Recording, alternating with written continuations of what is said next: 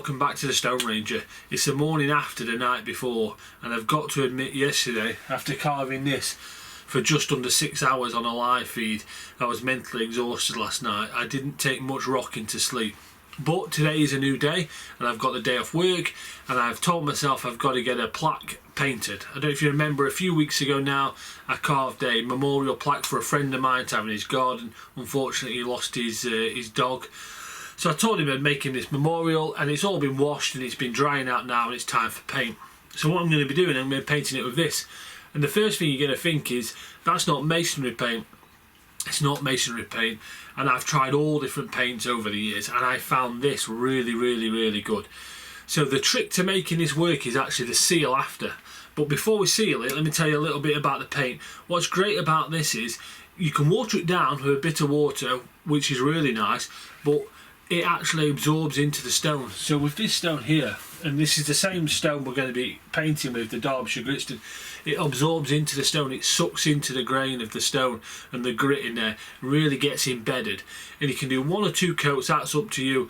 But afterwards we're going to put a weather seal on there, and it's the weather seal what turns this standard paint into great outdoor paint, because that stops any of the weather getting to the paint. And then you just recoat it every 5 or 6 years, and it's just a simple lick of paint, and it costs pence, absolutely pence to do it. So what we're going to need to do before we do that, like I say, we're going to have to tidy up, because we've got stuff all over from the live yesterday. You're going to want a pair of gloves on, some nitrite gloves, get your paint brushes, and yeah, we'll get that sign loaded up on the easel, and we'll get doing a bit of painting.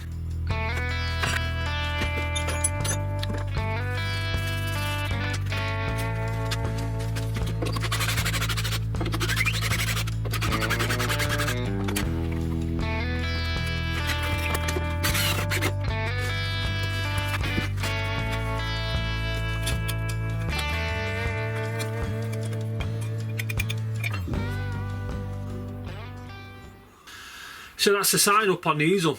I've got my paint in the little coffee pot, disposable coffee pot. They're great, you only need a tiny little bit in and you can get rid of it at the end. Got a little bit of blue roll, that'll come into action soon, you'll see that. And regarding the paintbrushes, I'm not buying the cheapest paintbrush in the world, but I'm definitely not buying the most expensive. The really cheap ones where you get a kit of like 10-15 for £1 or $1.99, they're no good. They just spray out on the end. No good at all, they'll just make your life really hard. I'm spending for a packet of 5 or 6, possibly now they've gone up slightly, about £3.99, maybe £4.50. As long as they can hold a nice shape, you're okay. And when I was saying about the blue roll, what I like to do is get paint on the brush like this and pinch it, and that'll get that nice shape. And that'll fan it out there, so you can get right in them corners. So you're pinching, but I'll show you that as we're going along. So right, let's get some paint on this side. We'll get moving along, and then we'll have a chat about it at the end.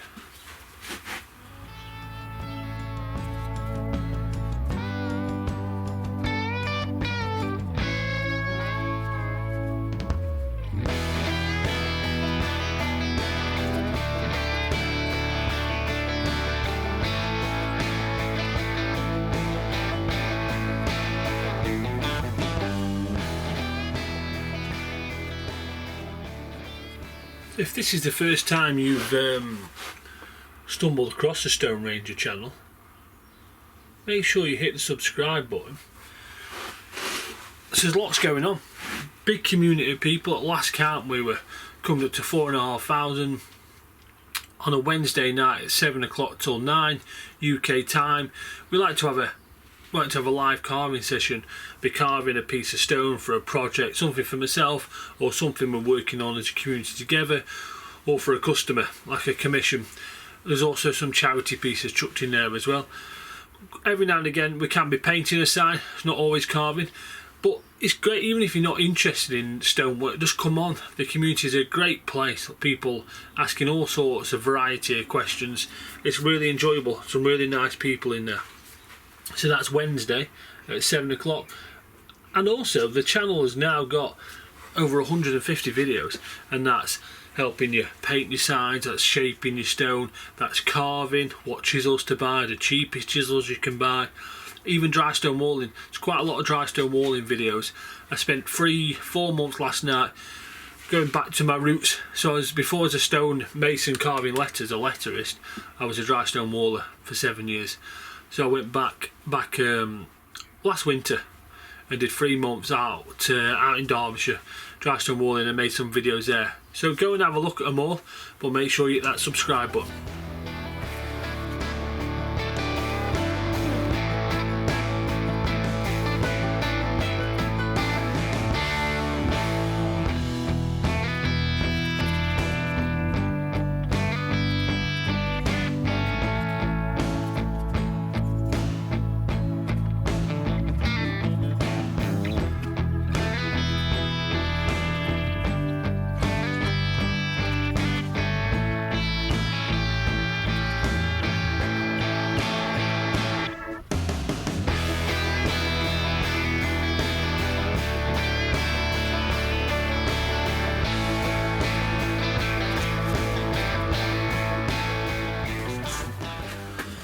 So that's all painted. The trick to do now is just to leave it to dry for a couple of hours. I'm off to the gym and I'll come back, 3 or 4 hours. We'll take it down, we'll put some seal on. I'll catch you soon.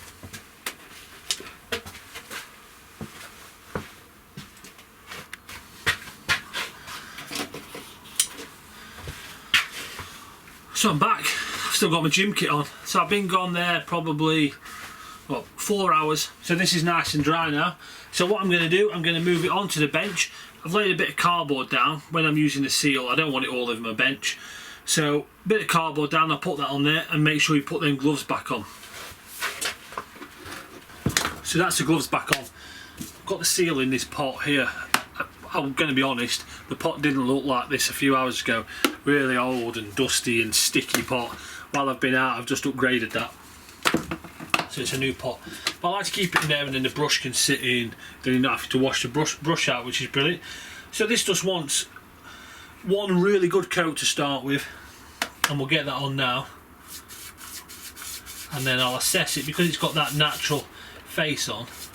Sometimes I like to do it with 2 coats.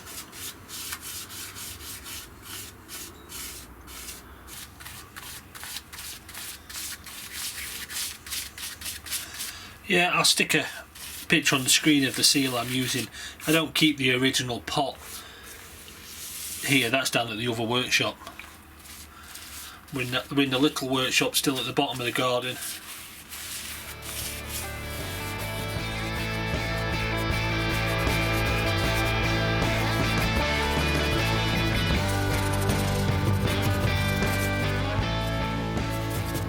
So the last little tip I've got for you before we're finished up is when you've put your first coat of seal on, you're going to get it pulling up inside the carving, inside the lettering. That V-shape's working as a dam. So what you want to do is just edge of your pot, like you do when you're painting, just to get any excess out of the brush, and run it inside the lettering, just picking up any bits of seal. It's not going to draw in to the stone like it does when it's bare stone. That paint's making a little barrier, so it's not nowhere near as much as going through. But what that will do, the seal will set and it'll leave little pockets of bubbles in the bottom, and it can really spoil a project what you've worked hard on. By the time you've carved it and painted, you can have many hours in there, so just that one little thing there will save you from disappointment. So I've just put that back on the easel there just to show you guys the finished product. I'm going to put it back on the cardboard so it dries, so it's flat rather than vertical. We don't want any runs going down the face.